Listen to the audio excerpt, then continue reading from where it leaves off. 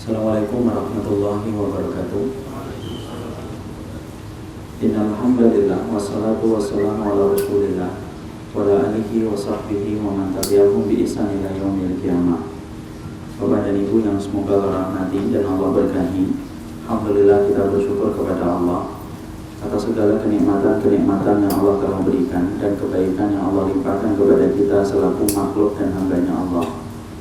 Tidak ada satu ruas tulang yang kita miliki mampu kita pakai menyusuri kehidupan kecuali ruas tulang itu diberikan kekuatan dan diberikan kenikmatan oleh Allah Subhanahu wa taala. Bersyukurlah kepada Zat yang Maha Baik, Maha Sempurna, Maha Rahman dan Maha Rahim kepada setiap dari makhluknya. Dan inilah yang menjadikan kita senantiasa mengingatkan dan saling menasihati di dalam kesyukuran, karena sesungguhnya perkara ini untuk membayar atas segala kenikmatan yang Allah berikan dalam kehidupan kita.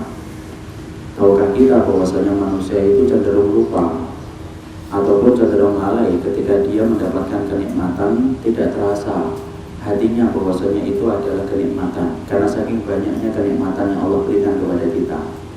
Makanya Imam Ibnu Taimiyah pernah berkata, biasanya manusia itu saking banyaknya kenikmatan yang Allah berikan, saking banyaknya dan berlimpahnya, sehingga ketika kita mendapatkannya dengan mudah, malah kita merasa bahwasanya itu tidak lagi menjadi kenikmatan. Kecuali hati yang bertakwa adalah hati yang sensitif, bahwasanya dia mengetahui apa yang dia dapatkan dalam kehidupan adalah bagian dari kenikmatan besar yang Allah berikan. Makanya saya dulu sempat bertanya-tanya, kenapa ya ketika kita di keluar kamar mandi kita sering mengucapkan kata ghufranaka doanya, padahal apa yang kita lakukan di kamar mandi sampai kita di luar kamar mandi mengucapkan ghufranaka, dan kita lakukan itu apa di kamar mandi kok membaca ghufranaka. Lalu kemudian saya awal-awal ketika mengetahui itu di pondok pesantren tidak mendapatkan jawaban kecuali satu, ta'abudi, itulah ibadah. Rasulullah mencontohkan, maka kita mengerjakan sebagaimana yang dicontohkan oleh Rasulullah. Tapi ternyata akhirnya saya mendapati jawabannya setelah saya mendapatkan penjelasan dari Syekh bin Baz rahimahullah ta'ala. Beliau menerangkan dengan apik kenapa kita ini membaca ghufranaka setelah kita keluar dari kamar mandi. Ghufranaka itu artinya ampunanmu ya Allah. Kenapa kita membaca doa itu? Karena sesungguhnya kata beliau, manusia itu ketika di kamar mandi lupa bahwasanya ketika dia membuang kencing, ketika dia membuang hajat, sesungguhnya kencing dan hajat yang dia buang sesuatu yang menjijikkan dan kotor, tetapi tidak akan pernah keluar dari badan kita kecuali yang telah diridhai, kecuali yang telah diberikan nikmat oleh Allah. Jadi kalau kita di kamar mandi tidak akan terbuang kencing kita, tidak akan terbuang hajat kita ketika kita kencing dan ketika membuang hajat, di mana kencing itu menjijikkan di mata kita, kecuali karena nikmatnya Allah. Karena kita sering lupa kencing kita dan hajat kita adalah bagian dari kenikmatan Allah, makanya ketika kita keluar dari kamar mandi membaca ghufranaka, ampunanmu ya Allah. Dan itulah yang menjadikan kita memohon ampun, karena manusia lupa hajatmu dan kencingmu adalah bagian dari kenikmatan besar yang Allah berikan. Inilah yang menjadikan kita akhirnya paham, itulah manusia. Mereka selalu lupa terhadap besarnya kenikmatan, baru ketika dicabut oleh Allah, baru ketika kenikmatan itu terasa ketika sudah hilang dan berpindah tangan. Semoga kita tidak termasuk orang yang suka melupakan besarnya kenikmatan yang Allah telah berikan kepada kita. Ilmu menjadi jembatan untuk mencelup hati kita, supaya hati yang senantiasa bersyukur kepada Allah setiap waktunya dan setiap saatnya. Maka kita betul-betul bersyukur terhadap kenikmatan apa? Bukan dunia, tetapi yang kita syukuri adalah kenikmatan rezeki. Karena kumpulnya kita pada majelis hari ini di waktu duha, kita berjalan dari rumah kita masing-masing yang cukup lumayan jauh, maka kita ini diberikan oleh Allah rezeki. Karena rezeki itu lebih luas cakupannya daripada kata dunia. Makanya Nabi Musa menguntai harapan doa.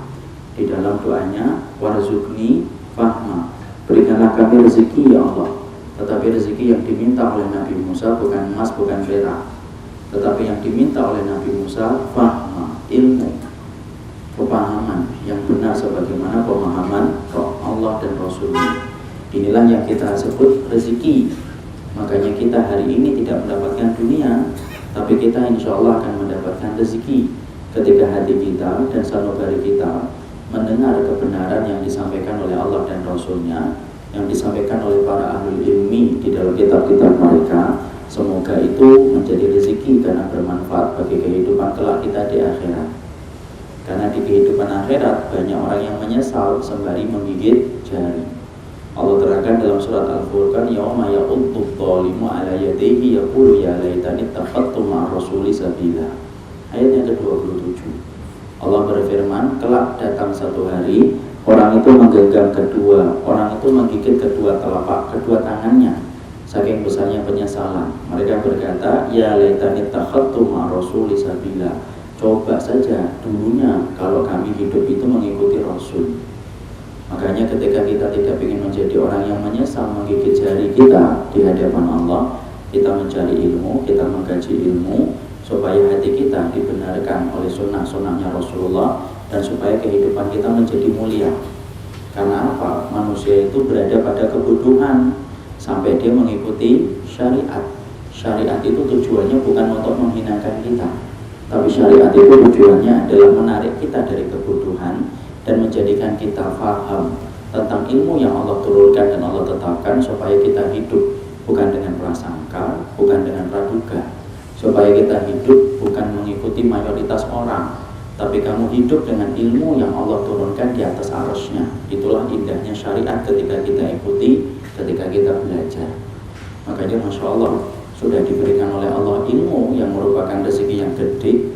Kalau kita tidak mempelajarinya, menggantinya dengan prakata manusia, menggantinya dengan praduga perasaan, menggantinya dengan mayoritas omongan orang, Masya Allah, berarti kita ini mempunyai sifat layaknya orang Yahudi.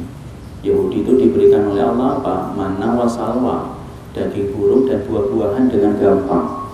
Tapi perhatikan Yahudi apakah bersyukur? Enggak.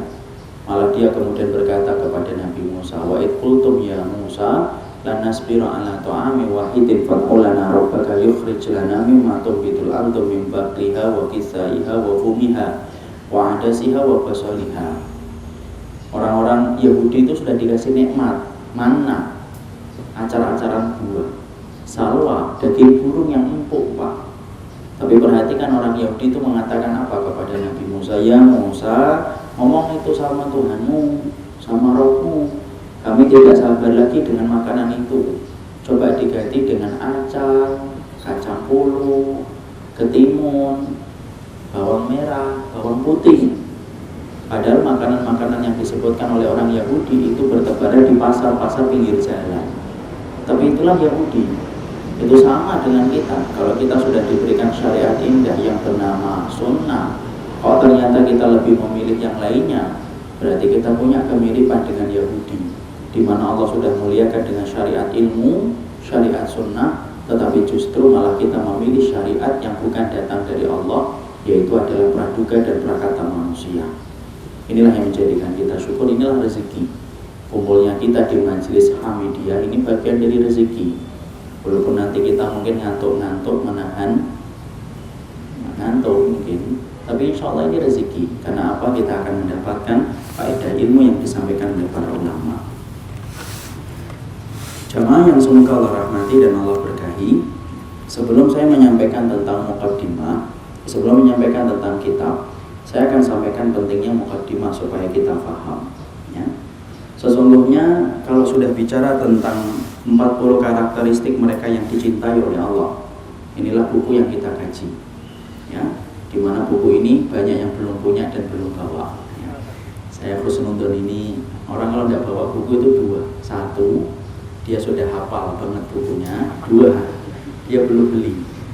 Mungkin kemudian yang pertama, insya Allah sudah beli tetapi lupa membawa. Di sini judulnya adalah para pecinta-pecinta Allah. Kita bicara dulu tentang masalah cinta sebelum kita masuk ke dalam pembahasan kitabnya. Tahukah kita bahwasanya ada perbedaan antara cintamu kepada Allah dan cintamu kepada selain Allah? Sesungguhnya cinta kepada Allah dan cinta kepada selain Allah itu memiliki perbedaan, dijelaskan oleh para ahli ilmi. Apa perbedaan ketika kita melakukan cinta kita kepada Allah dan melakukan cinta kita kepada selain Allah? Sebelum kita membahas perbedaan, kita harus paham ada persamaannya. Apa sih persamaannya? Persamaannya adalah dua. Persamaannya itu satu, perbedaannya dua. Persamaannya adalah cinta kita dengan Allah dan cinta kita kepada selain Allah itu sama-sama meletihkan dan sama-sama melelahkan. Kita ini sama-sama letih, sama-sama lelah. Kalau kemudian kita cinta kepada Allah dan cinta kepada selain Allah. Antum cinta dunia meletihkan, antum cari dunia dari pagi sampai tengah malam. Sama cinta kepada Allah, karena kita paham cinta itu bahasa, bukan bahasa lisan, tapi kita paham bahwasanya cinta itu bahasa perbuatan. Akhirnya kita ngerti bahwasanya cinta kepada Allah pun meletihkan dan melelahkan.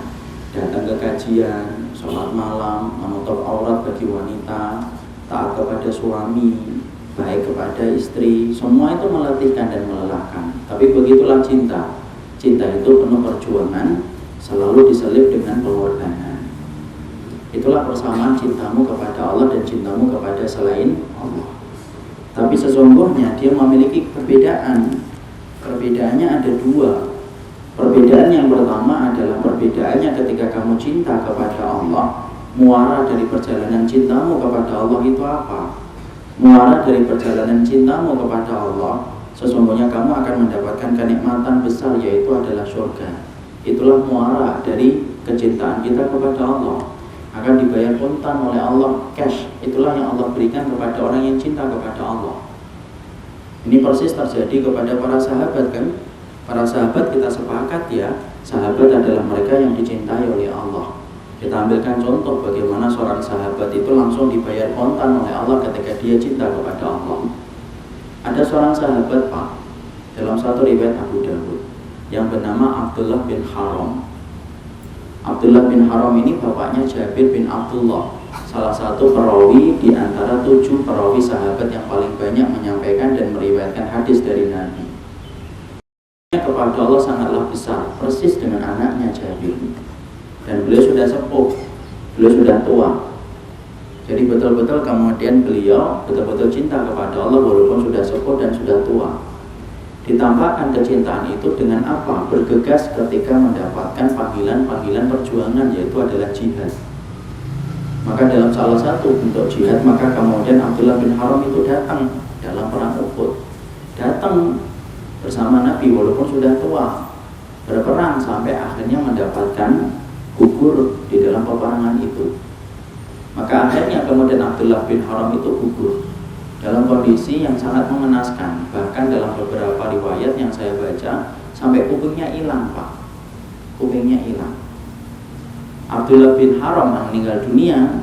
Maka yang paling sedih siapa? Putranya Jabir bin Abdullah. Karena sahabat bagaimanapun juga mereka tetap manusia biasa.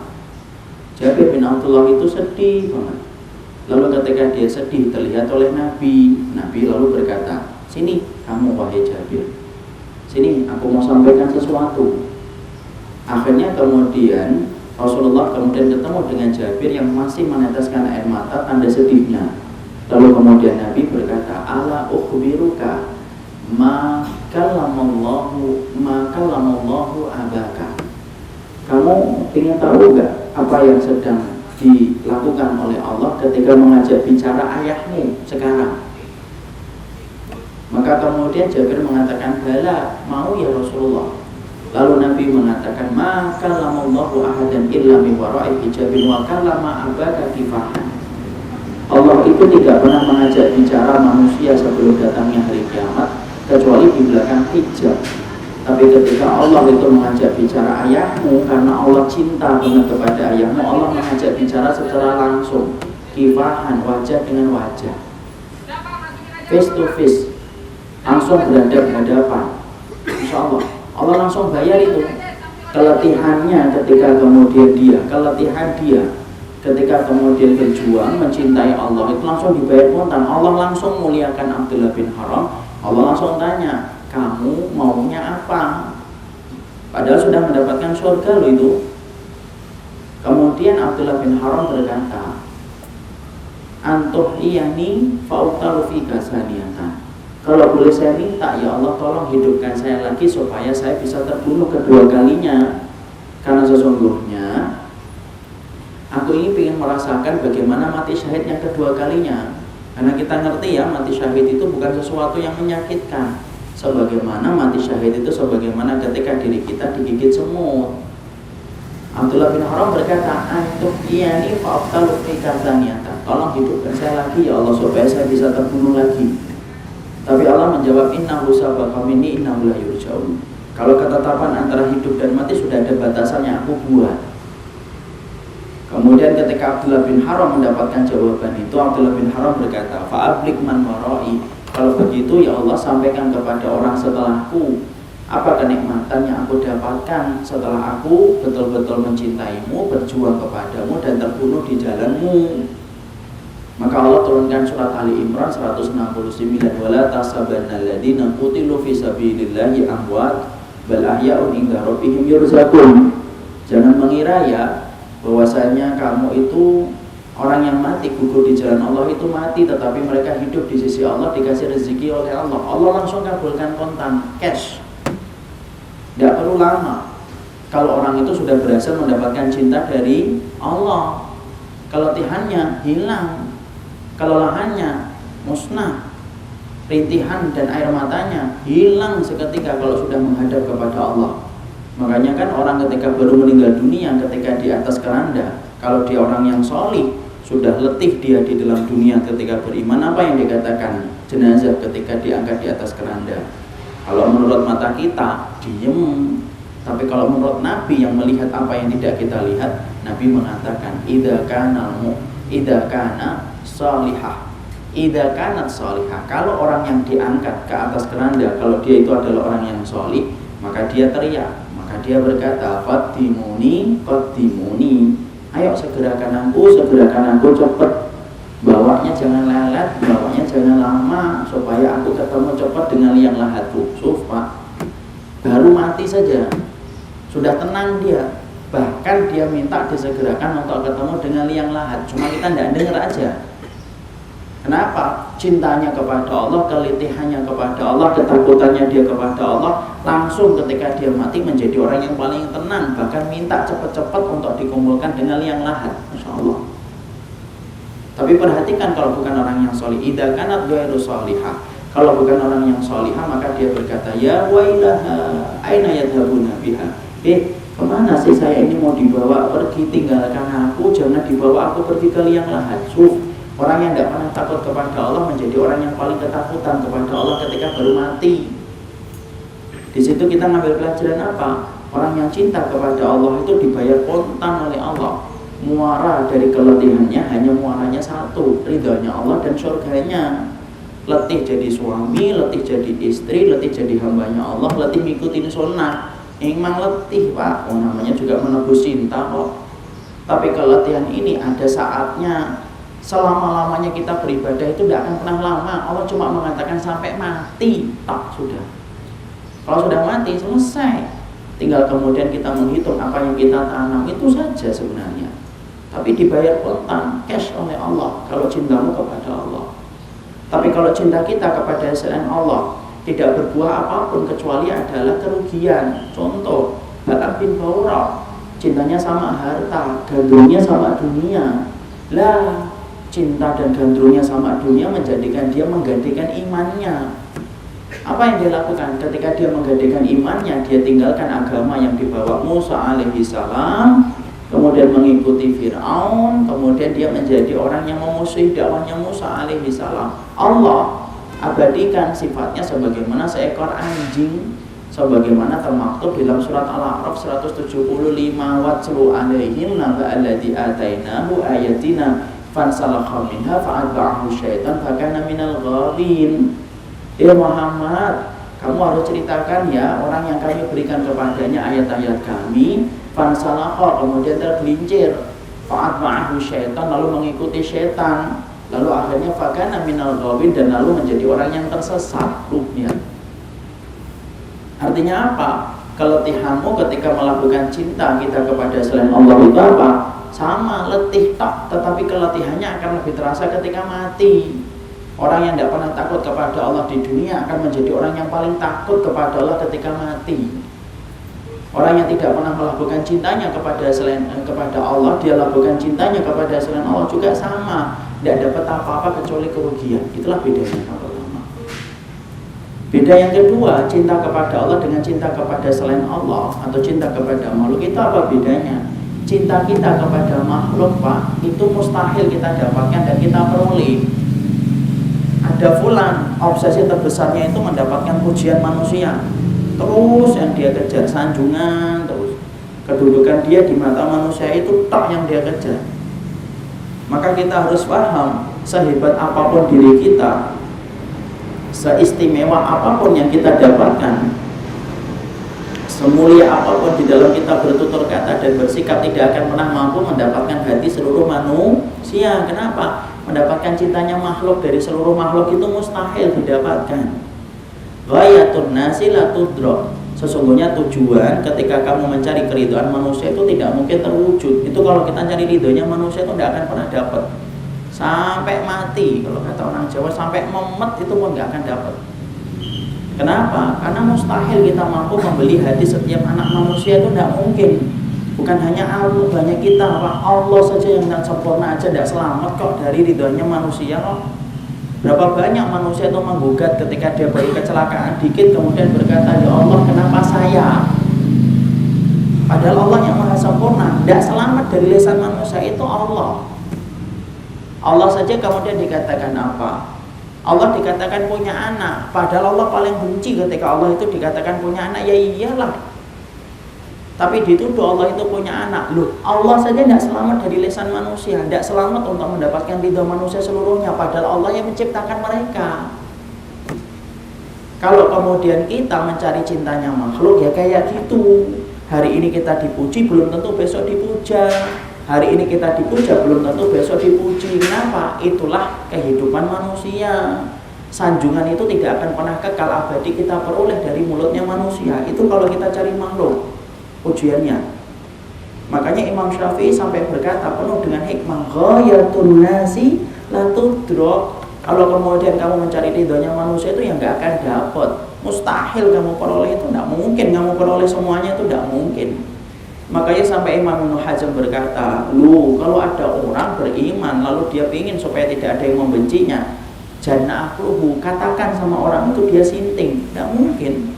Tidak mungkin orang itu akan mendapatkan seluruh dalam imannya itu seluruh keridhaan dari manusia. Itu kalau cinta dari makhluk. Beda loh kalau cintanya dari Allah. Cinta dari Allah itu tidak mustahil. Cinta dari Allah itu bukan perkara yang tidak mungkin. Mungkin, hilangkan kata tidak. Ya? Kemudian apa? Mustahil, datangkan kata tidak. Apa? Tidak mustahil dan mungkin. Karena sesungguhnya mendapatkan keridhaan dari Allah itu justru malah bisa kita wujudkan dalam kehidupan. Kenapa? Karena Allah Rahman. Beda dengan manusia. Manusia kan gak Rahman.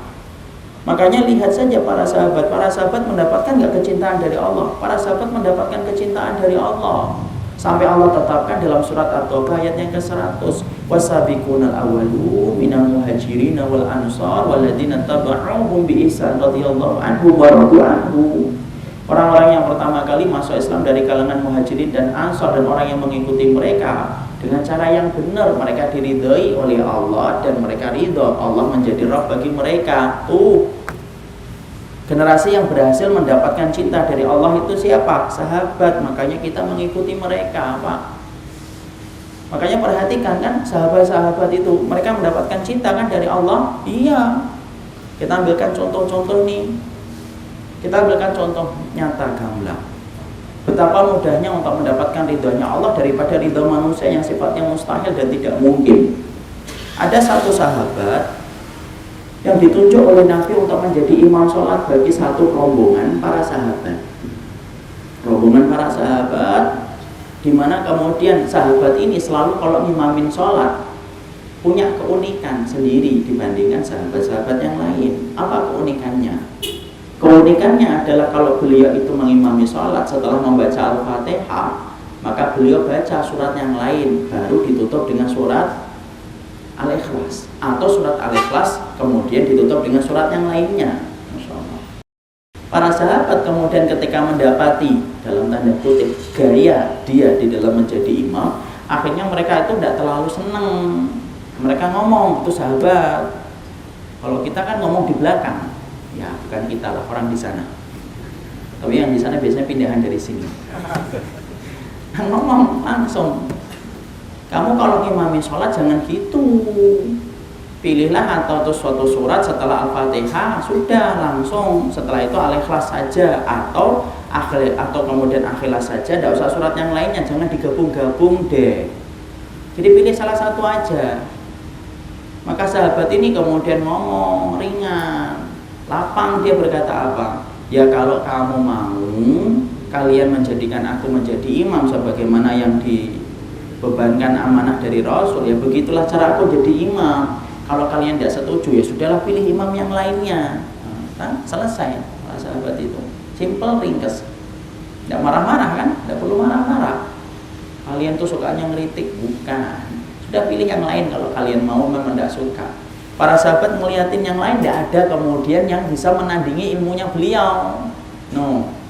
Ya, mereka tidak mendapatkan orang yang lebih layak menjadi imam kecuali beliau. Akhirnya tetap dia menjadi imam. Ketika pulang, falamma raja'u, ketika mereka pulang, mereka lapor kepada Nabi, mereka sampaikan kepada Rasul, ya Rasulullah, imam yang kau tunjuk begini dan begitu. Ya Rasulullah selalu membaca surat Al-Ikhlas setelah Al-Fatihah dan menutupnya dengan surat yang lainnya, atau surat yang lainnya ditutup dengan surat Al-Ikhlas.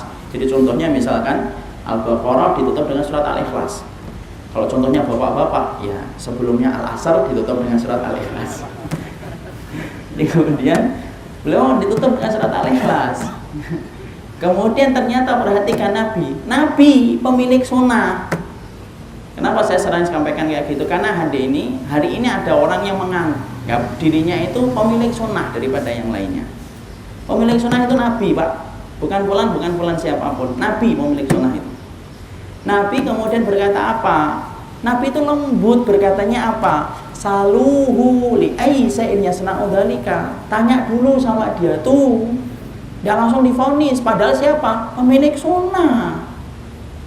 Saluhu li ayya'in yasna'u dzalika. Tanya sama dia dulu, kenapa dia melakukan itu. Ini loh yang kemudian harus kita ini nanya Nabi. Para sahabat kemudian nanya kepadanya, kenapa kamu melakukan ini dan itu? Perhatikan jawabannya. Li'anna hasifatur rahman wa ana uhibbu an aqra'aha wa ana uhibbu an aqra'aha. Karena di dalam surat Al-Ikhlas itu di dalamnya ada sifat-sifat Ar-Rahman, dan aku jatuh cinta kepada sifat-sifat Ar-Rahman yang termaktub di dalam surat Al-Ikhlas. Jawaban ini dibawa lagi oleh para sahabat kepada Nabi. Nabi kemudian mendapatkan berita dari Allah, akhbiruhu, kalau gitu katakan kepadanya, akhbiruhu bi annallaha yuhibbuhu. Katakan sama dia kalau Allah itu jatuh cinta kepada dia sebagaimana dia cinta kepada surat Al-Ikhlas. Bisa terwujud malah cintanya Allah itu. Bisa dapat kan? Perhatikan dalilnya, perhatikan hujahnya, ikuti kemudian apa yang disampaikan Allah ketika Allah menceritakan apa yang Allah senengin, bungkus dan selimuti dengan keikhlasan, dapat ridhonya Allah. Baca surat Al-Ikhlas. Coba kalau kita baca surat Al-Ikhlas di hadapan satu lapangan, memang semuanya langsung cinta sama kita? Enggak kan? Saya bacakan surat Al-Ikhlas, langsung jatuh cinta sama ustadznya gara-gara surat Al-Ikhlas. Enggak. Tapi seorang sahabat justru mendapatkan kecintaan dari Allah ketika dia melazimi surat Al-Ikhlas di dalam sholatnya. Dapat cinta itu. Yang ingin saya sampaikan itu apa? Ternyata cintanya Allah itu bukan mustahil, bukan tidak mungkin. Cintanya Allah itu mungkin, dan cintanya Allah itu tidak mustahil. Bagi orang yang ngikutin apa yang Allah sampaikan dan kemudian membungkusnya dengan keikhlasan, itu dia dapat. Coba Pak, kalau kita termasuk di antara sahabat yang tadi yang dikatakan bahwasanya Allah jatuh cinta kepada kita, Masya Allah, kayak apa kita? Allah jatuh cinta sama kita, loh, kayak apa itu? Sebagaimana riwayat ini juga kita dapatkan ketika Nabi lagi duduk-duduk sama sahabat Ansor, tiba-tiba Nabi mendapatkan berita bahwasanya Allah jatuh cinta sama para sahabat Ansor dalam hadis riwayat Ibnu Majah. Apa yang disampaikan oleh Nabi? Innallaha akhbaroni ya ma'syarul ansar, ya ma'syarul ansar, innallaha akhbaroni bi annallaha yuhibbukum fi tuhurikum fama tuhurukum. Wahai sahabat Ansor, baru saja Allah itu memberitahukan kepada diriku bahwasanya Allah itu jatuh cinta kepada kalian disebabkan kalian itu sempurna di dalam kalian bersuci. Yang satu surat Al-Ikhlas, yang satu sempurna dalam bersuci. Allah cinta nih, Allah ridho sama kamu, Allah ridho sama kalian karena kalian itu bersuci.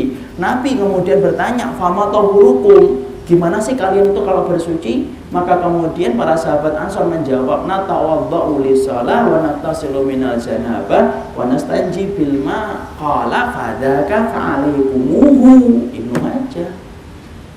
Kemudian para sahabat Ansor senang bahwasanya mereka dikabarkan bahwasanya Allah mencintai mereka. Apa yang dilakukan oleh sahabat Ansor?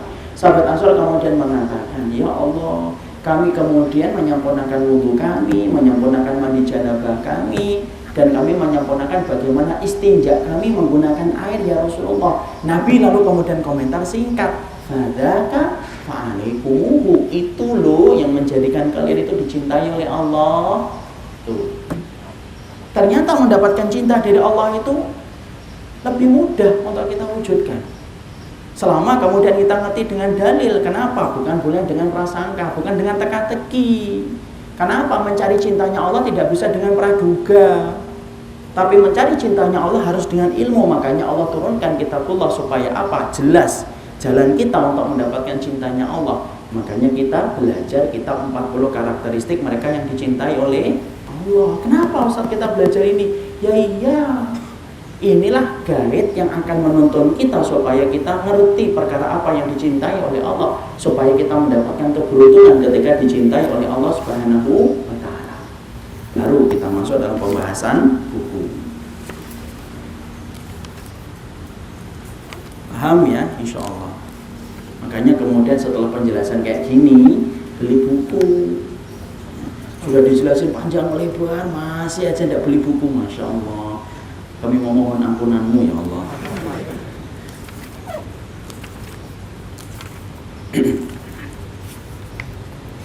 Kita telah mempelajari yang kemarin, anak tangga yang menjadikan kita dicintai oleh Allah itu yang pertama apa? Yaitu adalah orang yang bersuci. Ya, kita paham ya, bersuci itu merupakan salah satu perkara yang Allah cintai dan Allah ridhoi. Anak tangga yang pertama itu bersuci. Jadi jangan remehkan kemudian kesucian, karena Rabbmu tidak pernah meremehkan kesucian.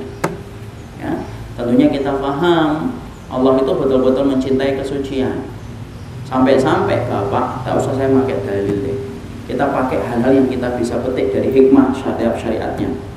Kenapa kita ini kalau mendapati orang yang mati, kita yang masih hidup disuruh untuk apa? Memandikan orang yang meninggal dunia. Padahal kalau kita pikir secara logika, loh apa pentingnya dimandikan? Akan ketemu tanah kok, akan dikubur kok kemudian harus dimandikan? Ngapain nanti juga kotor lagi? Itu kan menurut kita. Tapi ternyata di hadapan Allah bahwasanya Allah itu mencintai toharoh, sampai kita pun yang ketika masih hidup kalau mendapati keluarga yang kita cintai meninggal dunia, maka kita diperintahkan untuk memandikan karena cintanya Allah kepada toharoh. Ya.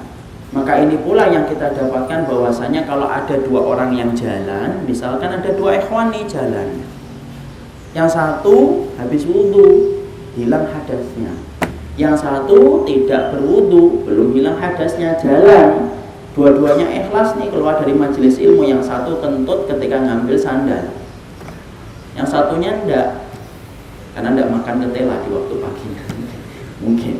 Kemudian dua-duanya turun nih ke bawah sambil ke mobil. Mana yang lebih berat di sisi Allah? Orang yang suci tadi loh, yang lebih berat di sisi Allah ketika dibandingkan dengan saudaranya yang tidak bersuci. Makanya Allah sebelum turunkan Nabi Musa, Allah ngajarin akhlak sama Nabi Musa. Dalam surat Thaha Allah berfirman apa? Fakhla'na laika innaka bilwadil muqaddasi tuwa. Musa, lepas itu sandalmu, sesungguhnya kamu berada pada bukit yang disucikan oleh Allah. Allah ngajarin dulu akhlak Pak, sebelum Allah turunkan kitab Taurat. Itulah pentingnya kehidupan akhlak. Allah ngajarin akhlak.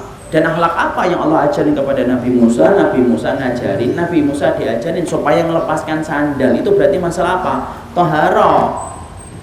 Sama pula surat yang kedua yang diturunkan kepada Nabi juga cerita tentang masalah toharoh. Wasiyabaka Tahir, maka pakaianmu itu lo sucikan wahai Muhammad. Kenapa sih kemudian selalu ada perintah toharoh dalam setiap perintah-perintah besar setelahnya? Karena sesungguhnya itu masalah yang penting di sisi Allah. Makanya sampai kita tidur saja kita kan dibedakan mana orang yang tidur dalam keadaan suci dan mana yang tidur tidak dalam keadaan suci kan. Dari riwayat Amr bin As kan kita sudah pernah belajar bagaimana Allah ketika mendapati kita tidur, Allah cabut semua rohnya, Allah bagi jadi dua kelompoknya. Kelompok yang sujud kepada Allah tapi dekat dengan arasy-Nya Allah. Arasy-Nya Allah itu di atas, Pak. Ini langit itu ada langit yang ketujuh, setiap lapis sampai lapis berikutnya 500 tahun perjalanan. Dalam hadis riwayat Ibnu Majah. Langit yang kedua sampai langit yang ketiga 500 tahun perjalanan. Di puncaknya langit yang ketujuh itu apa? Lautan, dari dasarnya sampai kemudian permukaannya 500 tahun perjalanan. Masya Allah, itu kerajaannya Allah, Pak. Makanya kalau sombong yang disombongkan apa? Ya, maka kemudian ketika kita tidur dicabut ruhnya oleh Allah semuanya, cuma kita nggak ngerasa. Semuanya naik ke atas langit. Dalam riwayat Amr bin As dinukil oleh Imam Ibnu Qudamah dalam kitabnya Mukhtasar Minhajul Qasidin. Maka kemudian ruh itu kemana? Ruh itu kemudian sujud, dibagi jadi dua, ada yang paling dekat dengan arasy-Nya Allah, ada yang paling jauh dari arasy-Nya Allah. Siapa yang paling dekat dengan arasy-Nya Allah? Mereka yang bersuci sebelum tidur. Dan siapa yang paling jauh dari arasy-Nya Allah? Siapa yang mereka tidak bersuci sebelum tidur. Loh, sampai keadaan saya, Bapak tidak sadar saja Allah bedakan mana yang suci dan mana yang tidak suci. Padahal tidak sadar loh. Padahal tidur itu kena taklif atau tidak, kena beban hukum atau tidak? Enggak. Makanya para ulama menerangkan kalau ada orang yang tidur melindur bunuh orang, tidak kena hukum dia. Cuma ya kebangetan melindur kok bunuh orang ya. Tapi secara hukum itu kemudian tidak kena hukuman. Tapi walaupun tidak sadar, Allah bedakan mana yang bersuci dan mana yang tidak bersuci. Padahal tidur, apalagi sadar. Makanya malaikat saja kemudian membedakan. Malaikat itu kalau mendapati orang tidur, dia mendekat. Dia cari dulu siapa yang tidur dalam keadaan suci. Bata tahirun, bata ilaihil malak fi syiarihi. Barang siapa yang tidur dalam keadaan suci, malaikat dekat tidur di ujung-ujung rambutnya bersama orang itu ketika tidur dalam keadaan suci. Kalau ada orang yang tidur tidak dalam keadaan suci, maka malaikat tidak mau tidur. Walaupun habis pakai keramas, tidak ada perbedaannya. Kalau tidak suci, tidak, kemudian tidur malaikat itu. Sampai malaikat, Pak, membedakan tidurmu yang suci dan tidurmu yang tidak suci. Itu malaikat. Kenapa? Remeh yang namanya taharah itu tidak remeh di hadapan Allah. Makanya sampai-sampai kalau ada seorang suami, ketika mereka itu habis berhubungan suami istri, Syekh bin Baz itu menerangkan sampai 3 kondisi. Pertama, kondisi yang paling afdal, yang kedua kondisi sunnah, yang ketiga kondisi dosa. Kapan seseorang itu kondisinya itu afdal, paling baik, yaitu ketika suami dicampuri istri, suami mencampuri istri. Setelah kemudian mereka mencampuri, kemudian langsung mandi, itu kondisi paling afdal. Dingin Ustaz, ya sudah, ngangetin air sebelumnya. Ya kalau sudah tahu dingin ya mungkin waktunya dirubah. Tapi yang jelas yang paling afdal yaitu adalah ketika langsung mandi. Kondisi sunnah tidak langsung mandi, wudu sebelum makan, sebelum kemudian makan, bicara, ngobrol, wudu dulu. Kondisi yang ketiga, azim. Apa itu azim? Berdosa. Siapa berdosa? Yang mereka tidak mandi, tidak wudu sampai pagi. Kenapa? Karena mendapati dirinya junub di tengah malam ketika Allah turun ke langit dunia. Tuh, sampai junub aja Allah kan syariatkan kita untuk mandi. Saking apa? Saking Allah itu kemudian tidak kemudian mengarahkan manusia atau junub. Tapi kemudian kita diperintahkan untuk mandi janabah, diperintahkan untuk mandi. Kenapa? Saking cintanya Allah kepada taharah. Makanya jangan remehkan hadas, ambil air wudhu. Karena sesungguhnya sucinya kita di hadapan Allah di dalam menyusuri kehidupan lebih dicintai oleh Allah daripada orang yang tidak bersuci. Itu sudah kita bahas panjang lebar. Sekarang mari kita bahas nomor 2. Nomor 2 itu kalau bahasa kitabnya di sini nomor 1-nya.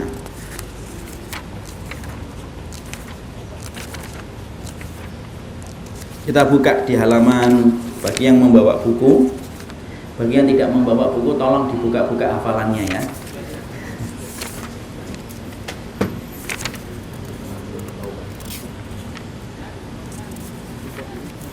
Halaman yang ke-15. Anak tangga yang kedua yang menjadikan kita dicintai oleh Allah Subhanahu wa taala itu apa? Yang kedua yang menjadikan kita dicintai oleh Allah Subhanahu wa taala adalah orang yang bertaubat. Kalau yang pertama membersihkan dari hadas, yang kedua itu apa? Yang membersihkan dari dosa dan kemaksiatan. Sebelum kita bahas ini Pak, kita bahas mukadimah dulu.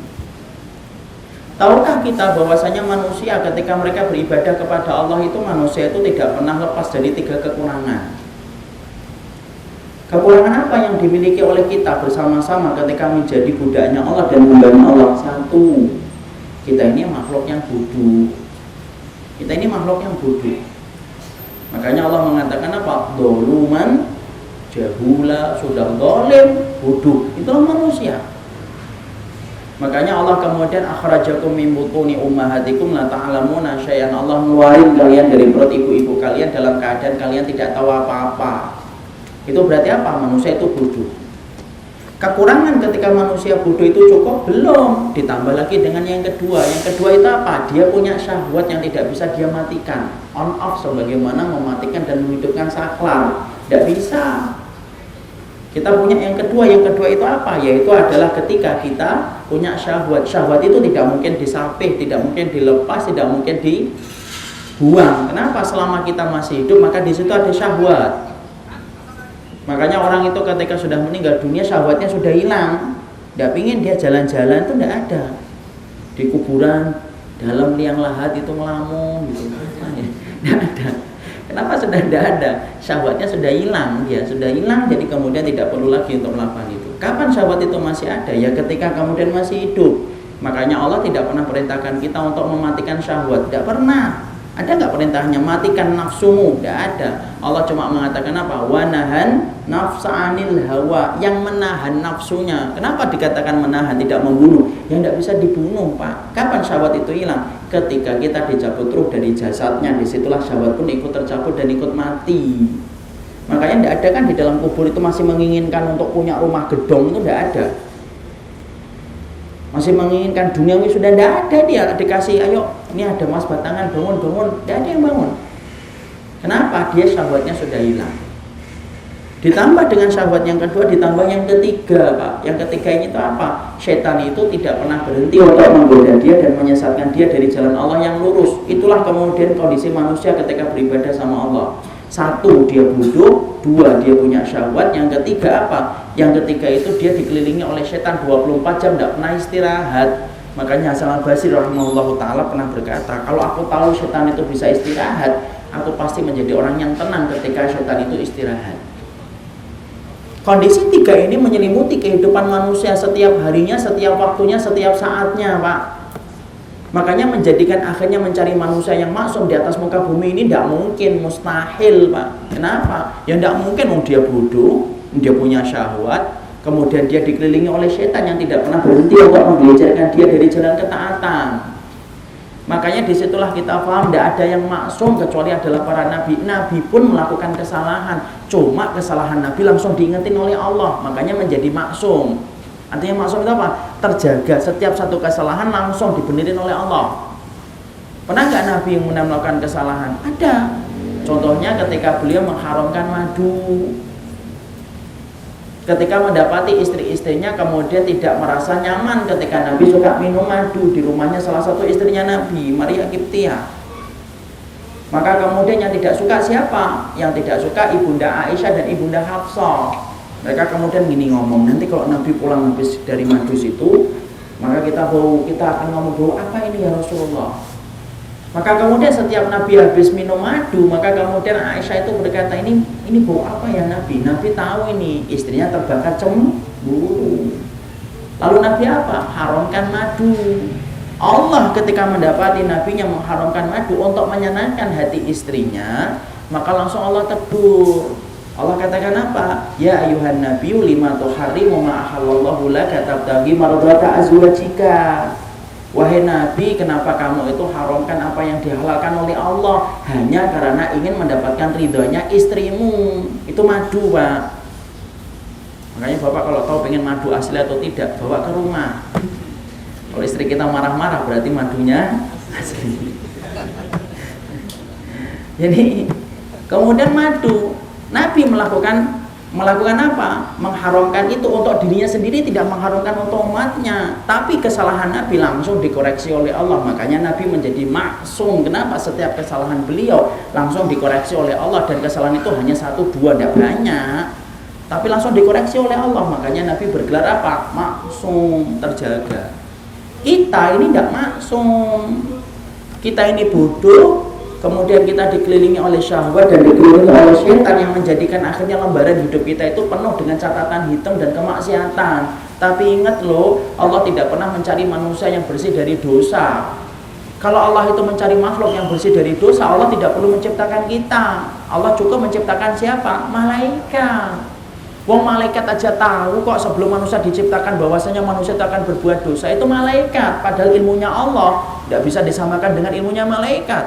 Apa yang dikatakan malaikat? Qalu ataj'alu man yufsidu fiha wa yasfiku dima wa nahnu nusabbihu bihamdika wa nuqaddisu laka. Ya Allah, apakah Engkau akan ciptakan manusia di atas muka bumi mengalirkan darah, berbuat kerusakan, padahal kami senantiasa bertasbih dan menyanjungkan namamu setiap waktunya, ya Allah. Kalau Allah mencari makhluk yang tanpa dosa dan tanpa maksiat, Allah itu tidak perlu menciptakan kita, tetapi Allah cukup menciptakan malaikat. Tapi ternyata ketika malaikat itu berkata kepada Rabb-nya bahwasanya manusia itu akan berbuat dosa dan berbuat kerusakan, Allah tetap menciptakan manusia. Kenapa? Karena memang Allah tidak mencari kesempurnaan dalam kehidupan manusia. Allah cari manusia yang berbuat dosa, tetapi dia ngerti bagaimana cara kembali dia kepada Allah, yaitu dalam bertobat. Loh, ini loh yang menjadikan akhirnya kita memaklumi dulu. Kenapa ya Ustaz saya dulu begini dan dulu begitu? Kenapa saya juga begini dan begitu juga? Ya karena kita bodoh, kita punya nafsu, kita punya syahwat, kita punya setan. Itu yang menjadikan akhirnya kita ini, kaki kita kena kubangan lumpur kemaksiatan dan kubangan lumpur dosa. Dan itu yang menjadikan akhirnya kita berdosa. Tapi tahukah kita walaupun kita ini penuh dengan dosa, catatan kita banyak kemaksiatannya, karena Allah saja yang merahmati kita. Kalau bukan karena Allah yang merahmati kita, Pak, Masya Allah, kita sudah ditenggelamkan oleh baunya dosa dan baunya kemaksiatan. Ya, karena Allah itu saking cintanya kepada kita, Allah jadikan kentutnya saya dan kentutnya Bapak tidak ngeluarin bau.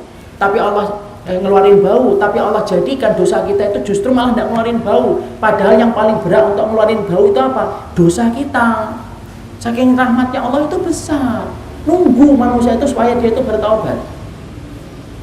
Makanya kemudian disinilah kita mendapati, Masya Allah, ternyata Allah tidak pernah mencari manusia yang sempurna, tetapi Allah mencari manusia yang betul-betul meminta ampunan dan bertobat kepada Allah. Dan kita harus memahami loh, sifat tobatnya Allah itu maha luas, supaya kemudian kita setumpuk apapun dosa yang kita lakukan, jangan pernah putus harapan, jangan putus kemudian keinginan bahwasanya Allah itu akan ngampunin kita. Fudail bin Iyad itu menceritakan kisah nyata begini. Fudail bin Iyad, Pak, akan melaksanakan sholat asar. Kemudian dia mendapati ada seorang ibu-ibu marah-marah sama anaknya. Anaknya itu melakukan kesalahan apa gitu, sampai ibunya itu marah-marah gede, marah-marah besar. Maka kemudian ketika ibunya itu marah-marah, kemudian apa? Ditarik itu kemudian anaknya, kemudian dikeluarkan dari rumahnya, ditutup pintunya. Ditutup pintunya. Lalu setelah ditutup pintunya, sang anak ngapain? Anak itu torokal bab, dia ngotok-ngotok pintu, ibu maafkan saya, ibu maafkan saya, nangis. Fudail bin Iyad ketika lewat, Fudail bin Iyad kemudian hanya menggumam di dalam hati, ini anak ini ngelakuin dosa apa sih? Sampai kemudian ibunya begitu marah, tapi dia tetap mengetuk pintu terus supaya kemudian ibunya membukakan pintu. Fudail bin Iyad lewat, dia sholat asar, selesai sholat asar melakukan hajat ibadahnya, selesai kemudian dia balik, dia ngelewatin tempat tadi, kembali dia mendapati anak itu dari kejauhan itu masih mengetuk pintu, memohon belas kasih ibunya untuk memaafkan kesalahan dia. Maka ketika akhirnya sang Fudail bin Iyad itu mendekat ke rumah itu, saking dekat, tiba-tiba ibunya membuka pintu itu, tidak tega mendapati anaknya yang mengetuk pintu terus-menerus tanpa letih, kemudian dibuka, dipeluk sama anaknya, betul-betul dikasihi anaknya setelah anaknya itu meminta maaf. Fudail bin Iyad yang melihat kejadian itu langsung berkata, Masya Allah ya, Kalaulah seorang ibu mendapati kesalahan sang anak, sebesar apapun kesalahan kita Pak selaku sang anak, orang tua kita itu selalu punya hati untuk memaafkan kesalahan sang anak. Saking besarnya rahmat yang Allah titipkan kepada seorang ibu ketika dia merawat anaknya, Masya Allah. Kemudian Fudail bin Iyad berkata ringkes, apa yang itu dikatakan? Fudail bin Iyad cuma berkata, Masya Allah, bagaimana dengan rohnya seluruh ibu di atas muka bumi ini ketika dia itu mendapati hambanya itu berdosa. Wong ibu aja tidak mungkin kok membenci kita. Ada nggak ibu yang membenci kita? Tidak ada Pak. Walaupun bapak ngomongnya kasar, bentak-bentak, tapi yang namanya ibu kita itu Masya Allah, ibu kita ini tidak pernah kemudian mampu membenci kita. Itu ibu kita, tidak pernah mampu membenci kita. Dia rela untuk tidak tidur supaya anaknya tidur. Itu ibu kita. Dia rela makan tempe supaya anaknya makan ayam. Itu ibu kita. Kesalahan apapun yang dilakukan oleh sang anak tidak akan pernah mampu membuat marah sang ibu untuk tidak memaafkan. Tidak ada itu. Maka Fudail bin Iyad rahimahullah ta'ala kemudian berkata sikan, loh tuh, kalau seorang ibu saja selalu mampu memaafkan kesalahan sang anak, apalagi Allah. Sebesar apapun kesalahan kita, ketika kita bodoh, terpeleset dengan syahwat, ataupun ketika kita ngikutin langkahnya setan karena tidak kuat untuk menolak jebakan setan, maka Allah itu selalu membuka bagi manusia pintu supaya manusia itu bertobat kepadanya karena besarnya rahmat Allah kepada manusia. Ya? Inilah yang menjadikan akhirnya kita memahami betapa mulianya kita ketika menjadi hambanya Allah. Allah itu betul-betul beruntung yang memiliki Allah itu. Tidak ada manusia yang paling beruntung kecuali dia memiliki Allah, Rahman, Rahim, dan betul-betul Rahman dan Rahim bagi hambanya. Sampai ketika kita berbuat dosa pun Allah masih memberikan kesempatan bagi kita untuk kemudian meminta maaf kepadanya, bertobat kepadanya. Dan Allah itu justru akan mencintai orang yang bertobat kepadanya. Kan gitu.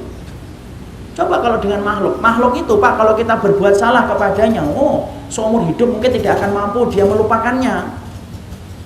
Nah, coba. Kadang-kadang kita kan ini, ada seorang laki-laki perempuan dalam keluarga punya kesalahan, kadang-kadang seumur hidup itu akan dikenang itu makhluk. Orang sering berkata apa? Kalau sudah pecah hati memang bisa dibalikin lagi. Tidak bisa kan, sebagaimana gelas kaca ketika sudah pecah. Itu makhluk Pak. Makanya tidak ada kan seorang wanita yang berkata, kamu pengen nyari suami kayak apa? Yang banyak salahnya sama saya. Tidak ada. Tapi beda ketika kita kembalikan kepada Allah. Allah justru mencintai orang yang mana ketika dia dalam kehidupannya dia berbuat dosa dan berbuat kemaksiatan dan ngerti bagaimana dia kembali kepada Allah, justru Allah itu cinta kepadanya. Makanya Masya Allah Sa'id bin Musayyib itu sampai berkata jangan nyinyir sama pelaku dosa. Kenapa? Sa'id bin Musayyib itu berkata belum tentu bahwasanya kita hari ini akan istiqomah dan belum tentu pelaku dosa tidak bertobat. Lalu kemudian beliau berkata, berapa banyak orang yang masuk neraka gara-gara amal sholih dan berapa banyak orang yang masuk surga gara-gara dosa. Sampai Sa'id bin Musayyib ditanya, loh kok bisa kayak gitu? Ya, karena orang yang melakukan dosa itu, kenapa orang bisa masuk neraka gara-gara amal sholih? Ketika dia melakukan amal sholih, hatinya itu penuh dengan riya, sum'ah, bangga ketika dipuji sebagai ahli ibadah. Apa yang terjadi ketika dia sudah bangga dengan ahli ibadah yang dia kerjakan? Kalau sudah riya dan sum'ah, tidak ada tempat kembalinya kecuali mana? Kecuali adalah neraka. Itu bagi orang yang riya dan sum'ah. Dia masuk neraka gara-gara amal sholih. Bukankah kita pernah membaca hadis riwayat Muslim? Ada orang yang berjihad masuk neraka. Kapan? Riya dalam jihadnya. Ada orang yang menghafalkan Quran tapi masuk neraka. Kapan? Riya dengan apa yang dia hafalkan dan dia ajarkan. Ada orang yang sedekah tapi masuk surga. Kapan? Ya ketika dia melakukan riya, ketika dia bersedekah. Tapi sebaliknya kata Sa'id bin Musayyib, berapa banyak orang yang masuk surga disebabkan dosa. Kenapa? Dia melakukan dosa sampai akhirnya dia bertobat dari dosa itu, sampai akhirnya dia masuk ke dalam surga ketika Allah menerima tobatnya. Itulah pentingnya masalah tobat dalam kehidupan kita. Kenapa? Karena itulah yang menjadikan kita paham bahwasanya masalah tobat itu bukan masalah ringan. Makanya perhatikan, Allah ketika perintahkan kita untuk sholat, Allah tidak pernah mengatakan bergegas tuh. Allah cuma katakan apa? Wa aqimus sholata. Ketika kita diperintahkan untuk puasa, Allah tidak mengatakan bergegas, Allah cuma katakan apa? Ya ayyuhalladzina amanu kutiba alaikumusiyam kama kutiba alal ladzina min qablikum la'allakum tattaqun. Ketika Allah perintahkan kita untuk kemudian sampai untuk melaksanakan haji sekalipun, Allah tidak mengatakan bergegas. Allah cuma mengatakan apa? Walillahi 'alan nasi hajjul bait man istata'a ilaihi sabila. Tapi perhatikan ketika Allah perintahkan kita bertobat, Allah menggunakan kata apa? Sari'u sahabiku, bergegaslah kamu ila maghfiratin mir rabbikum, menuju kepada ampunan Allah. Kenapa Allah ketika menggunakan kata tobat, Allah menggunakan kata bergegas dan bersegera? Karena saking besarnya tobat itu menjadi pintu keridhaan Allah kepada manusia. Ya. Makanya Masya Allah, orang yang bertobat itu memiliki keutamaan yang sangat besar. Dia itu melewati apa? Banyak orang yang justru ketika dulunya pendosa, hari ini bisa jadi menjadi orang yang dicintai oleh Allah ketika melewati sebuah pintu yang bernama tobat. Bapak ngelihat kan namanya ulat. Ulat itu kalau di atas dahan, maka kemudian sering sekali manusia itu merasa jijik ketika melihat ulat. Itu ulat. Tapi akan beda loh sikap kita untuk melihat ulat itu kapan? Kalau Bapak melihat ulat, kemudian Bapak melihat ulat itu mengalami metamorfosa, berubah menjadi kupu-kupu, yang asalnya menjijikkan menjadi apa? Menjadi makhluk yang cantik, yang dicari banyak orang, kupu-kupu itu. Kita nyari kupu-kupu di Jakarta hari ini itu susah banget, Pak. Tapi fitrahnya kita senang nggak ada kupu-kupu? Seneng. Orang ke Bogor jauh-jauh aja nyari kupu-kupu kok. Padahal ketika jadi ulat tidak ada yang senang, merasa jijik. Apa sih maksudnya? Maksudnya itu sama kayak tobat. Berapa banyak orang yang bertobat dulunya itu masih sebelum dia bertobat dia menjadi manusia yang hina betul di hadapan Allah. Tapi setelah dia bertobat, Masya Allah, Allah rubah kehinaan yang Allah dapatkan dari dirinya ketika dia bertobat. Allah angkat dia menjadi manusia yang mulia ketika dia bertobat. Itulah tobat. Makanya tadi saya katakan jangan nyinyir sama pelaku dosa. Kenapa? Kita hari ini Pak melakukan dosa. Ada orang yang melakukan dosa, mungkin dia melakukan dosa, tetapi bisa jadi dia bertobat sebelum dia meninggal dunia. Allah terima tobatnya. Tapi bisa jadi ada fulan yang melakukan kebaikan, tetapi kemudian dia itu tidak mampu istiqamah, tetapi sampai meninggal dunia itu kemudian akhirnya apa? Meninggalkan iman. Ya kita nggak pernah ngerti kan? Disinilah kita paham betapa besarnya nilai tobat dalam kehidupan seorang makhluk. Ya. Makanya kemudian setan itu paling tidak suka sama orang yang bertobat.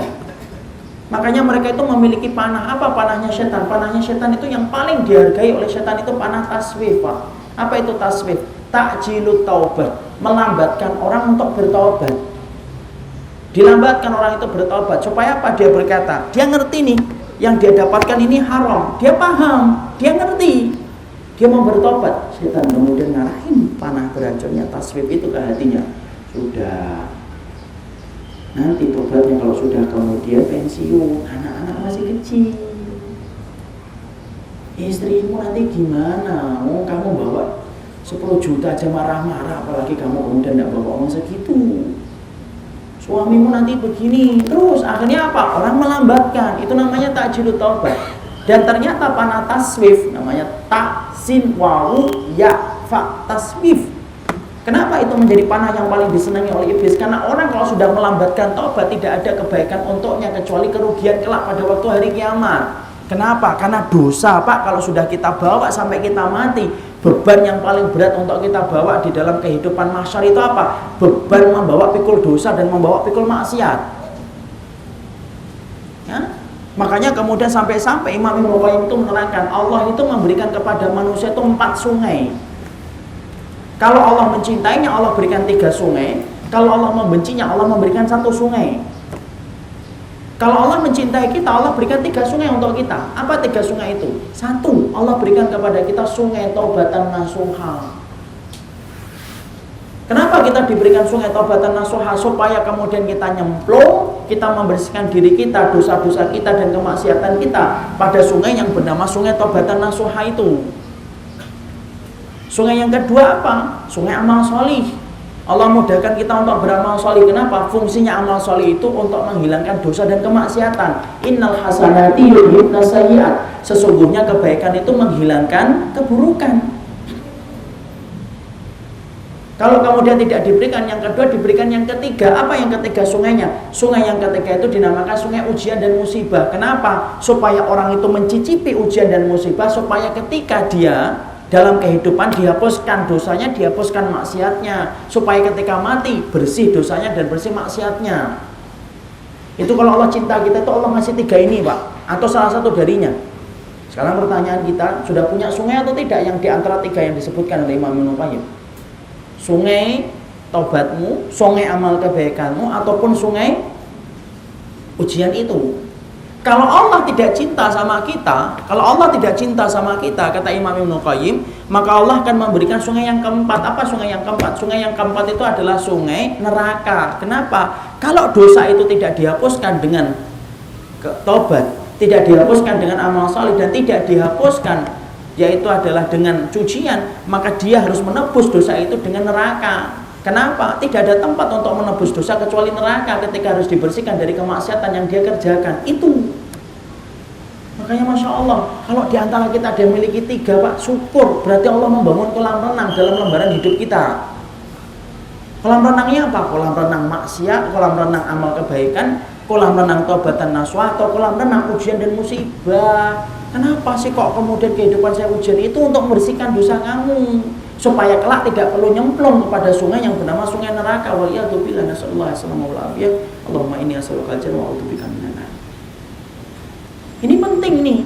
Makanya kemudian menjadikan kita akhirnya apa? Pahami bahwasanya Rabb yang kita cintai sangat mencintai antum ketika antum kapan bertaubat. Allah itu mencintai kita bukan hanya banyak sholat. Allah itu mencintai kita bukan hanya banyak sedekah. Allah itu mencintai kita bukan hanya karena kita ini adalah sering melakukan haji ataupun umrah, tapi Allah itu mencintai kita ketika kita banyak melakukan apa? Taubat, kita menyesali atas dosa yang pernah kita lakukan. Dulunya ketika bodoh, dulunya ketika mengikuti nafsu, ataupun ketika kita mengikuti setan. Makanya banyak kan orang-orang yang asalnya hina kemudian menjadi mulia disebabkan apa? Ya gara-gara taubat.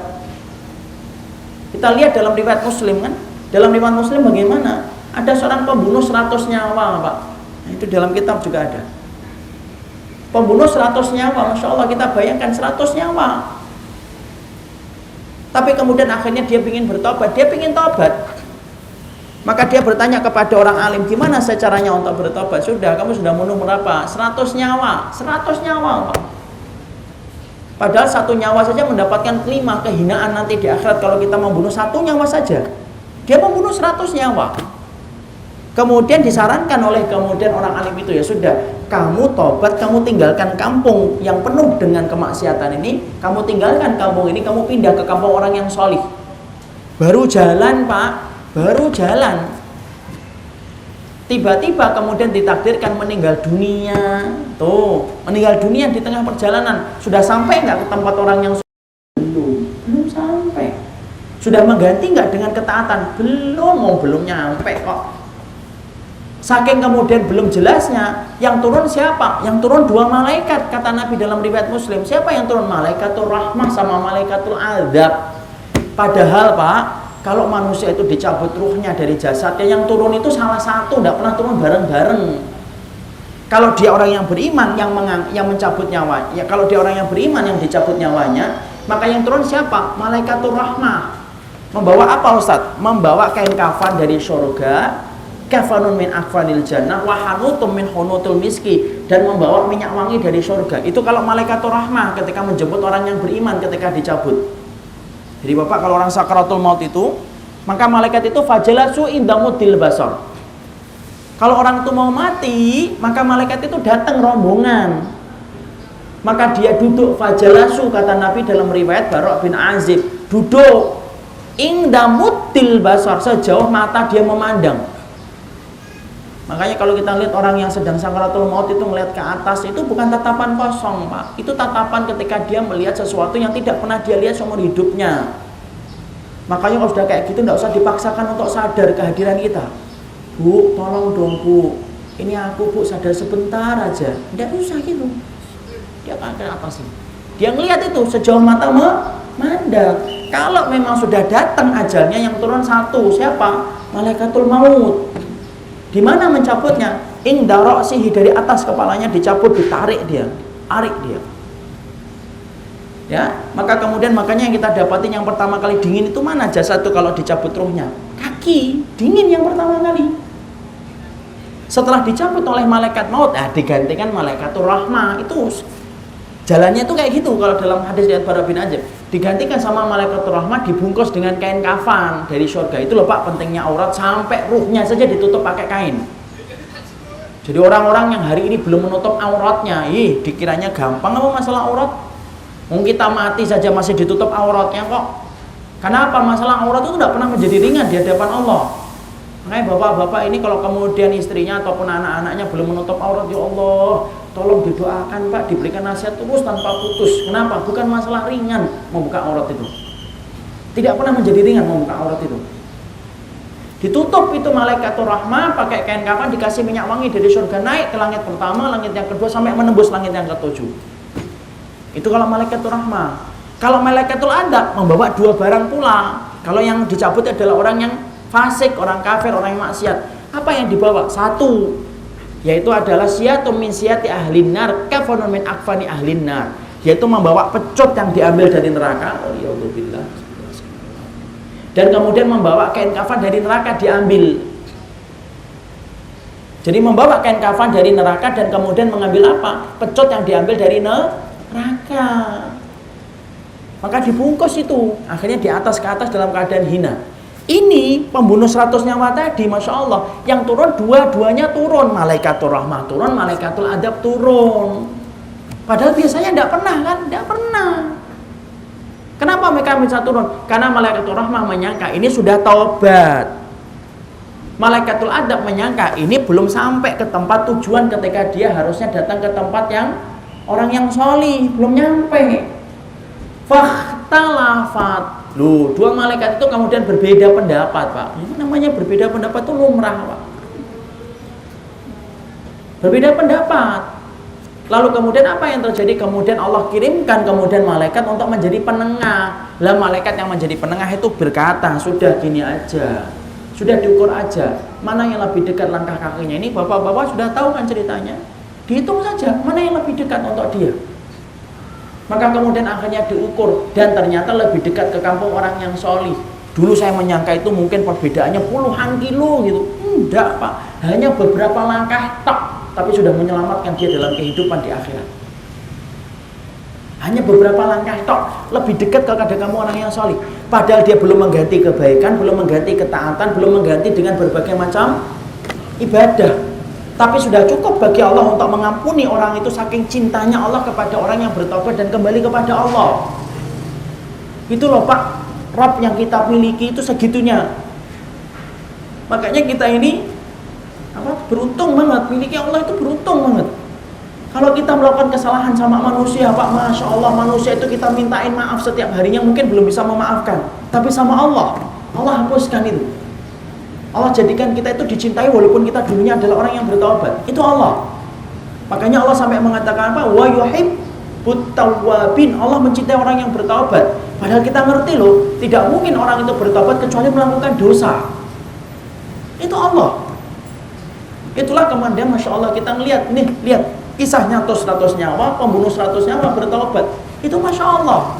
Makanya ada kejadian ini, 1 pekan atau 2 pekan sebelum Ramadan tahun ini, di satu majelis di Lebak Bulus, saya tuh pernah mendapati pertanyaan lewat secarik kertas. Saya tidak ngerti, mungkin orangnya juga ada atau tidak, saya tidak ngerti sekarang. Tapi secarik kertas itu membuat saya itu terenyuh banget.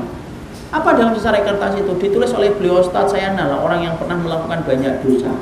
Zina sudah tidak terhitung, pernah bunuh orang, pernah durhaka sama orang tua. Tapi sekarang saya berada dalam ketakutan ketika saya kemudian mendatangi majelis ilmu. Insya Allah. Justru malah kadang-kadang kita itu iri loh sama kayak gini. Kenapa?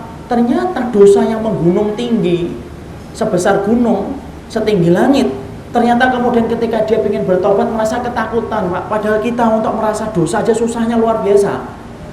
Kita ini kan jarang-jarang kan merasa kemudian berdosa. Kita sering merasa bahwasanya kita ini baik-baik aja dan pasti beriman. Kita kan gitu. Masya Allah, itulah kebaikan yang Allah berikan kepada orang yang dia ngerti pintu tobatnya untuk kembali kepada Allah. Saya itu iri sama orang itu, Pak. Bukan iri dengan dosanya, iri ketika dia sudah kembali kepada Allah itu iri. Kenapa? Akhirnya apa? Sajadahnya basah dengan tangisan air mata oleh dia. Padahal kita kalau sholat malam pingin nangis itu kadang-kadang susah luar biasa. Pengen nangis, loh, saya kan sudah umrah 3 kali. Saya kan sudah sedekah, sudah ngaji hari Sabtu. Ya. Tapi Masya Allah banyak orang yang melakukan dosa justru malah kemudian apa? Hatinya ketakutan, betul. Itulah taubat. Makanya Allah berikan banyak kebaikan kepada orang yang taubat itu. Allah cintai orang bertaubat, Pak. Makanya inilah yang menjadikan kita akhirnya paham. Berapa banyak orang yang dimasukkan oleh Allah ke dalam surga disebabkan karena taubat. Ma'is bin Malik, Bapak tahu kan kisahnya Ma'is bin Malik? Ma'is bin Malik itu apa? Pezina, Pak. Dalam hadis riwayat Muslim, berzina dia, bukan pezina, berzina. Padahal dia sudah menikah. Padahal pada zaman Nabi loh, ya, boleh nikah lebih dari 1. Kau pilih zina. Padahal zaman Rasul itu poligami itu biasa atau tidak biasa? Jangan pura-pura tidak tahu, Pak. Pada zaman Nabi itu poligami itu biasa. Abu Bakar 4, Umar 4, Utsman 4, Ali 4. Tapi kemudian malah sahabat ini berzina padahal dia sudah memiliki istri. Padahal diperbolehkan untuk menikah. Sampai kemudian ketika Nabi sedang bersama dengan para sahabat, kemudian datang itu kuculuk-kuculuk, itu kemudian Ma'is bin Malik. Kemudian berkata apa? Ya Rasulullah tahhirni, ya Rasulullah tolong sucikan saya. Nabi berkata, waihaka farji fatub ilaihi fastaghfirillah. Apa sih yang kamu katakan wahai Ma'is? Pulang ke rumah, tobatnya di rumah aja. Tapi kemudian Ma'is bin Malik datang lagi, ya Rasulullah tolong sucikan saya ya Nabi. Yalah Ma'is, pulang, kamu pulang wahai Ma'is, pulang, tobat di rumah wahai Ma'is. Sampai berapa kali, Pak? Sampai 4 kali baru Nabi itu kemudian tanya, Fima utahhiruka. Kamu tuh dosa apa wahai Ma'is sampai minta untuk disucikan tuh dosa ngapain sih kamu tuh? Baru disebutkan apa? Minaz zina ya Rasulullah, dari dosa zina ya Nabi. Dosa zina. Padahal Nabi ngerti nggak Ma'is bin Malik itu sudah nikah? Ngerti, paham. Lihat, saya lagi katakan, pemilik sunnah bagaimana memperlakukan orang yang melakukan zina. Marah-marah Nabi, kamu tuh ya kebangetan ya. Hidup pada zamanku Quran diturunkan kok bisa tega-teganya berzina. Enggak, Nabi semangatnya bukan itu, Pak. Semangatnya Nabi menutup dulu dengan udzur. Itu Nabi. Nutup dulu dengan udzur. Tidak langsung komentar macam-macam ya Rasulullah itu. Masya Allah, umatnya Nabi itu beruntung memiliki Rasulullah. Dan hutang kita kepada Nabi lebih besar daripada hutang kita kepada ibu kita. Nabi semangatnya apa? Nutup udzur. Ditutup itu dengan perkataan apa? Nabi berkata, Atasyrabul khamra. Ini Ma'is bin Malik ini jangan-jangan mabuk. Itu udzur pertama yang Allah Nabi kemudian lihatkan, jangan-jangan dia mabuk. Faqama rajulun minas sahabah fastankahu wa lam yajid minhu riha khamrin. Ada seorang sahabat yang bangun mencium-cium bau mulutnya Ma'is dan berkata, ya Rasulullah dia tidak mabuk. Nabi cukup mendatangkan satu udzur? Enggak, Nabi mendatangkan udzur yang kedua. Ahwa majnunun, jangan-jangan Ma'is bin Malik itu gila. Para sahabat kemudian jawabnya apa? Ya Rasulullah, innahu laysa bimajnun. Ya Rasulullah, dia itu tidak kemudian dalam gila ya Rasulullah. Masih lagi mendatangkan udzur yang ketiga apa? Rasulullah kemudian tanya lagi, azaneta anta, kamu yakin telah berzina? Betul ya Rasulullah. Sebagaimana timbang masuk dalam sumurnya? Iya. Yakin itu berzina? Betul ya Rasulullah. Setelah Nabi tahu bahwasanya dia betul-betul berzina, baru Rasulullah itu apa? Fa'ulira birajmi, kemudian disuruh untuk kemudian merajamnya. Kita ngerti kan Pak? Hukuman tajam itu ditaruh di dalam lubang, kemudian tersisa kepala tak. Disiapkan batu-batu. Batunya bukan batu yang gede banget, bukan batu yang kecil banget. Bukan kerikil yang sampai seminggu tidak mati-mati. Tapi bukan batu yang gede yang sekali jatuh pecah kepala selesai. Enggak. Batunya itu batu yang sedang dalam hukuman tajam. Kenapa Pak? Syekh Utsaimin menerangkan. Karena sesungguhnya supaya orang ketika dirajam itu dengan batu-batu yang sedang, supaya setiap satu syaraf yang dia miliki, setiap syarafnya itu merasakan sakit sebagaimana sendi syarafnya itu merasakan nikmat ketika berzina. Kenapa kalau orang berzina seluruh urat syarafnya itu merasakan nikmat, kata Syekh Utsaimin. Makanya kemudian ditebus dengan apa? diseksa dulu, dilempari dulu dengan batu supaya menggantikan segala kenikmatan yang dia rasakan ketika dia berzina. Itu zina. Kita hidup pada zaman ketika orang itu menggampangkan tentang masalah zina. Masya Allah. Maka kemudian yang terjadi apa? Akhirnya kemudian Ma'is bin Malik kemudian dilempari batu sampai meninggal dunia. Para sahabat Pak berbeda pendapat lagi. Kayak tadi malaikat yang berbeda pendapat, sekarang para sahabat. Siapa yang mengatakan? Abu Hurairah radhiyallahu anhu berkata apa? Fakhtalafan nasu fi firqataini. Para sahabat kemudian ngomong, ini para sahabat ini ngomong, ini para sahabat itu berpecah belah, berpecah pendapat dua. Satu mengatakan Ma'is bin Malik itu husnul khatimah, satu kelompok mengatakan Ma'is bin Malik itu su'ul khatimah. Kenapa ada yang mengatakan husnul khatimah? Takutnya dia kepada azab di neraka menjadikan dia meminta hukuman di dunia. Kenapa sebagian para sahabat mengatakan su'ul khatimah? Ya iya su'ul khatimah, belum mengganti dengan kebaikan, dia sudah mati. Berapa lama? Fala bisa dalika ila yaumaini aw salasata ayyam. Para sahabat itu berbeda pendapat antara 2 atau 3 hari. Itu menunjukkan apa, Pak? Menunjukkan bahwasanya Abu Hurairah itu lupa-lupa ingat antara 2 atau 3 hari para sahabat itu berbeda pendapat. Nabi mendiamkan. Kenapa Nabi mendiamkan? Belum turun kepadanya wahyu saat itu. Sampai akhirnya kemudian turun berita kepada Nabi, baru Nabi itu berkata apa? Sudah, hentikan omongan kalian tentang Ma'is bin Malik. Sudah. Istaghfiru li akhikum Ma'is. Kalian bertobat itu, sekalian mintakan tobat itu kepada saudaramu Ma'is bin Malik. Sesungguhnya tobatnya Ma'is bin Malik telah diterima oleh Allah Subhanahu wa taala, dan kalaulah Ma'is bin Malik itu kemudian memberikan syafaat, dikasih izin oleh Allah, 70 penduduk Madinah itu mampu mendapatkan syafaatnya dari Ma'is bin Malik. Pezina, Pak, tapi mampu memberikan syafaat. Tapi yang bertobat, jangan diambil separuh ya. Tapi yang bertobat itu memberikan syafaat kepada 70 penduduk Madinah. Padahal dia seorang pezina yang kemudian bertobat. Lihat, itulah cintanya Allah. Makanya tidak main-main orang yang bertobat, sampai iblis itu tidak mau. Iblis itu mendapati orang itu kemudian gampang bertobat. Makanya hari ini kalau boleh kita merenung, berapa banyak Pak orang yang di dalam kuburan, dia berkata sebelum tidur, besok aku taubat, apalah daya sebelum tidur itu, sebelum paginya itu datang dengan fajar mentari yang menyingsing, kemudian telah tercabut nyawanya dari jasadnya ketika dia sebelum paginya dia sudah meninggal dunia. Itulah. Makanya Masya Allah, inilah menjadikan seseorang itu betul-betul ngerti taubat itu perkara ringan. Bapak ngerti Adam dengan iblis itu punya persamaan, tapi punya satu perbedaan. Apa itu persamaannya? Sama-sama dulunya penduduk surga, Pak. Yang kedua, sama-sama kemudian melakukan satu kesalahan. Apa kesalahan iblis? Menganggap dirinya lebih baik dan tidak mau bersujud. Apa kesalahan Nabi Adam? Yaitu mendekati buah yang diharamkan oleh Allah. Sama-sama diturunkan di mana? Di dunia. Persamaannya 3, Pak. Tapi perbedaannya apa antara Adam dengan iblis? Cuma satu, Pak. Iblis tidak mau bertaubat. Nabi Adam mengatakan dalam untayan taubatnya, Rabbana dhalamna anfusana wa in lam taghfir lana wa tarhamna lanakunanna minal khasirin. Itu yang menjadikan akhirnya apa? Tobatnya kemudian Nabi Adam diterima. Allah kembalikan Nabi Adam ke dalam surga, tetapi Allah tidak kembalikan iblis ke dalam surga. Kekal dia di dalam neraka. Kenapa? Dipisahkan dengan satu pembatas tipis yang bernama taubat. Ya. Makanya Masya Allah, orang yang bertobat itu pahalanya besar betul. Dan orang yang bertobat Allah berikan kekuatan untuk mereka. Jangan kita kira loh Pak, orang yang bertobat itu bukan hanya mendapatkan kecintaan Allah loh. Orang yang bertobat pun mendapatkan apa? Dia mendapatkan kekuatan. Makanya ini jawaban dari pertanyaan kita, kenapa ya Ustadz ada orang yang bertobat, masuk Islam dalam waktu yang sekejap, dia kemudian mampu menghafalkan Quran, padahal kita dari kecilnya sudah Islam, tidak menghafalkan juz 30 itu dari dulu tidak pernah hafal-hafal. Kenapa orang yang kemudian baru bertobat kemudian punya kekuatan yang besar semacam ini? Ya karena kemudian Allah itu mengganti mereka dengan ketaatan yang lebih besar untuk menerima tobatnya. Ketika Allah menerima tobatnya, Malik bin Dinar asalnya apa? Peminum khamr.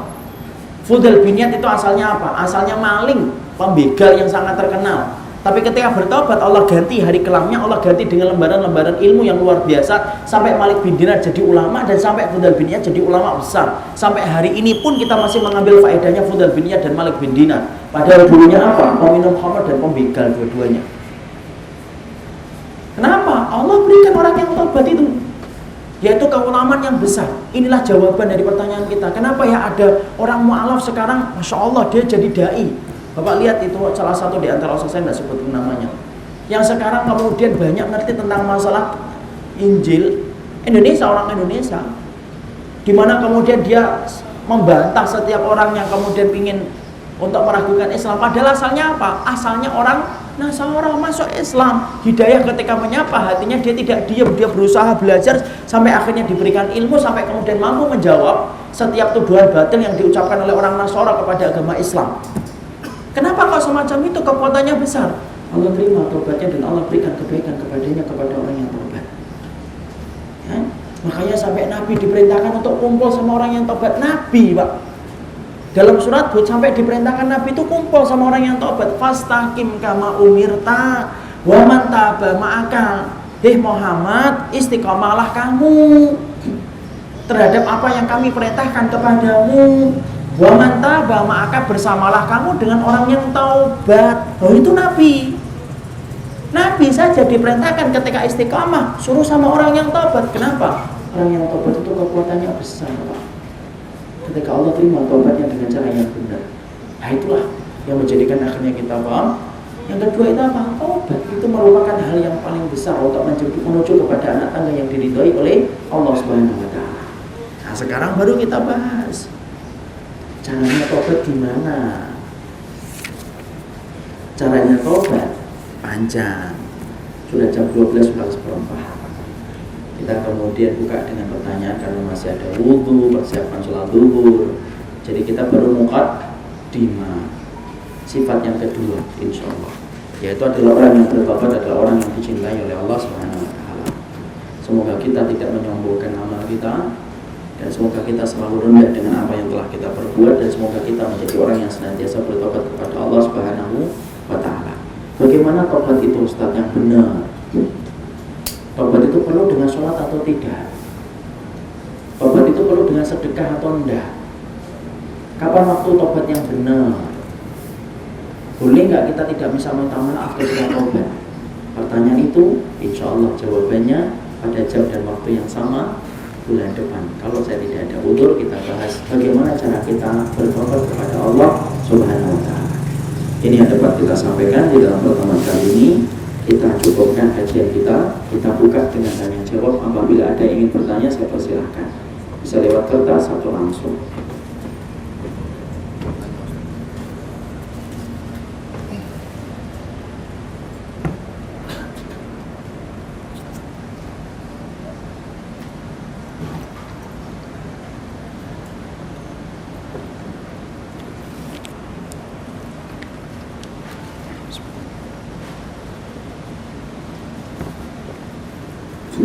Jika dalam keadaan junub berwudulah dan tidurlah.